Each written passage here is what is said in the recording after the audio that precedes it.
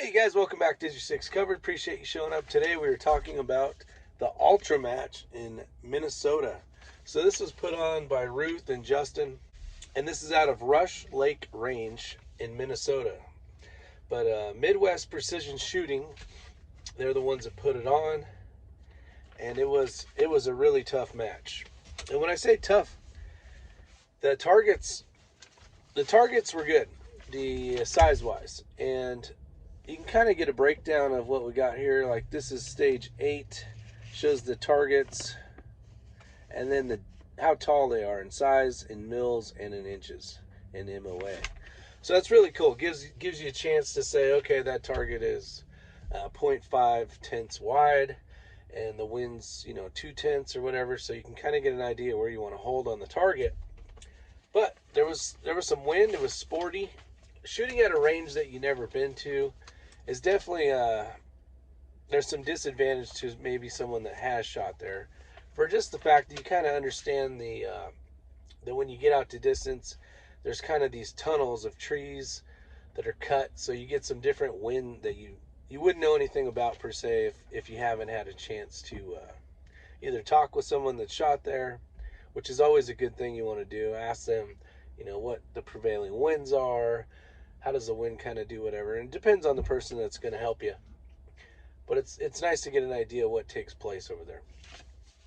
But more on the match. So the match was really good. They put on a really amazing match.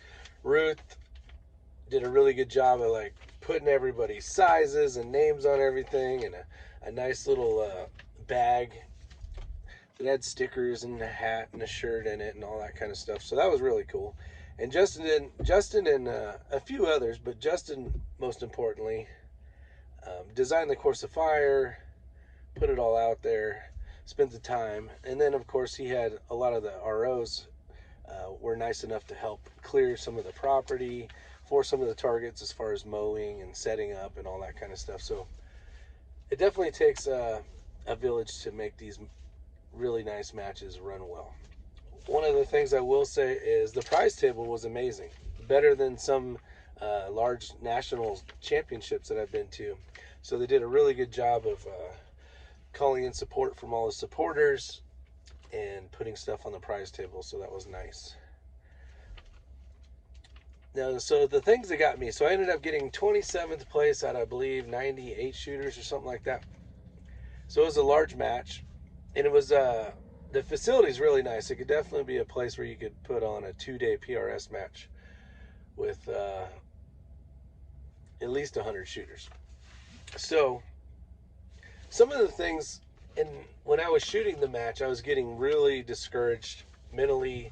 I was my brain was not working, and I'll give you some ideas of the reasons why, depending on where you go. And that's what's nice about traveling around, is match directors have a different way of doing things, writing up their course of fires, and maybe the way they want to test the shooters. So there's different ways of testing the shooters or putting pressure on them. That's one, a lot of movement, where you're going to burn a lot of time going from position to position. Another way of putting stress on the shooter is target size. And another way of putting pressure on a shooter is kind of coming up with a brain teaser per se. And then not so much a brain teaser, but I will say I was frustrated because it was a lot of brain work. And it wasn't shoot 2, move, shoot 2, move, shoot 2, move kind of thing. It was Justin did a good job of making it kind of spicy for the shooter. So not only did you have to have a good day of shooting, but you had to have good, clear brain. No brain fog for the day. So that's kind of neat. But a lot of the targets, out of 12 stages, which is nice, 12 stages is a long day, but a good day of shooting, is you had to remember these positions. Even if you were to engage the target and hit it, but you're in the wrong position, you wouldn't get the point. So you really had to do a good job of coming up with a way to write something on your dope card. Now, most dope cards are basically the size of a credit card attached to your rifle in some way.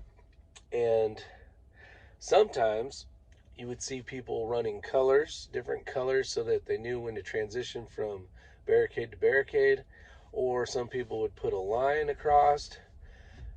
Some people, like myself, sometimes would have tape, and then I put another piece of tape like this, so I had basically that much to write on. And luckily, Dominic on my squad, or on the squad, helped me out. I'm like, I do not understand this. I don't understand what the hell I'm supposed to do. There's 12 shots and 5 targets. How is that even possible? And he's like, okay, this is what they're doing. And then I'm like, oh, it makes perfect sense. But sometimes after a while, it's kind of tough. One of the things, or the thing I didn't like about the course of fire, which isn't a big deal, but what they do is, and the reason why you see this on another sheet, this is all the distances for all the targets, is they have the RO shoot on Friday, which is really good. So if there's anything like, say there's a bush that's in the way and the ROs are having trouble, they can move something, and maybe they have to move the distance. So they do the final distances that were very accurate right before the shooters get there. So you have your course of fire, and then everything's confirmed, and the distances. So there's no distances on the course of fire. So you basically got to transition that over to the course of fire book if you want to put it in there.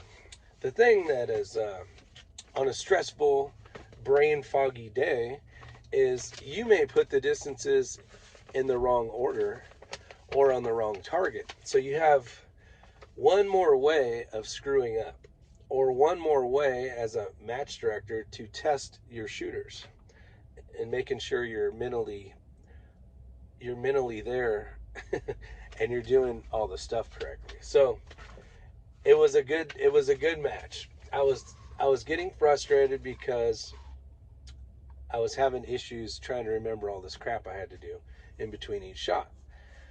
And then I kind of waited a couple days, and I kind of realized, like, hey, this is the stuff that makes you a better shooter. The reason why I like going to Chris Simmons matches is the targets are small and difficult, and that makes you a better shooter, makes you more accurate, makes you need to be more stable on, whatever prop or stand you're on.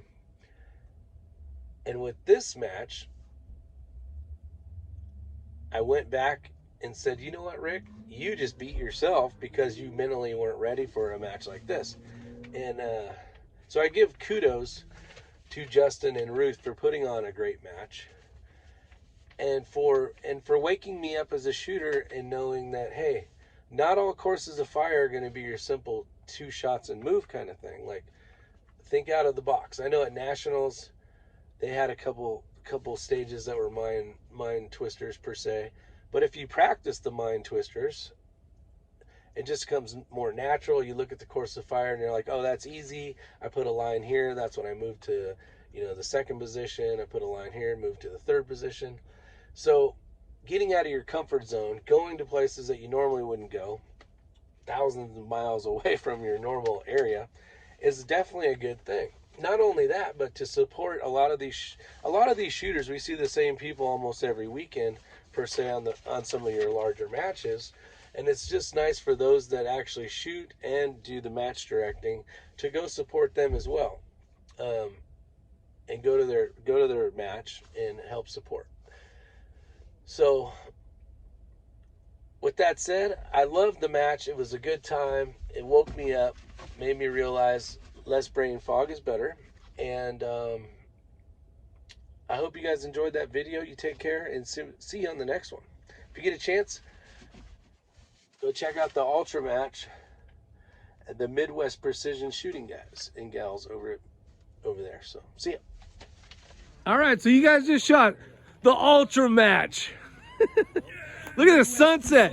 Look at all these great guys. Ultra. Yes, Ultra. It was tough. This is one of the assholes right here that designed the match. 5th place? 5th place. Josh shot better. Langley. Where's the What'd you get? Oh, fuck. I don't know where it's Look at this sunset. We are on the lake of some lake. Ottertail. Ottertail Lake. Look at that. That was beautiful. 4th place right there. Where's fourth place? Chris. Oh, there's What's fourth up? place right there, Mr. Chris. So, anyways, we shot a match and now we're eating steak and getting drunk. Basically, is what's happening. So, you guys have a good one. Are you?